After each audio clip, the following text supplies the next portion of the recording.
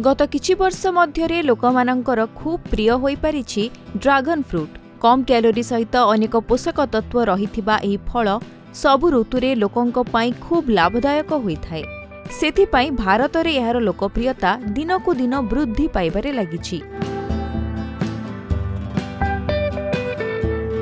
चाहिदा देखि भारत सहित आम ओडिशार विभिन्न जिल्लार ड्रैगन फ्रूटर चाष करा जाउछि।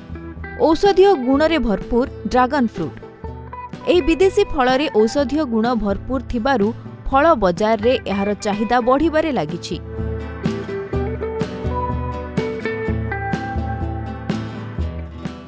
ड्रैगन फ्रूट शरीर रे रोग प्रतिरोधक शक्ति को वृद्धि करने सहित कैंसर, उच्च रक्तचाप और मधुमेह आदि रोग थिबा रोगींक पई खूब लाभदायक होइथाय।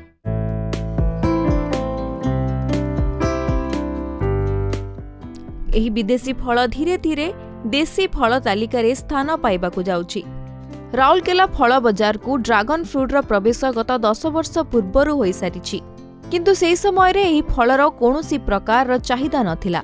विदेशी फल हेतु एहार दर भी अधिक थिबारु कोनोसी ग्राहक एहाकु किनिबाकु मन करू नथिले। धीरे धीरे लोके एहार गुण जानिबा परे किनिबाकु लागिले।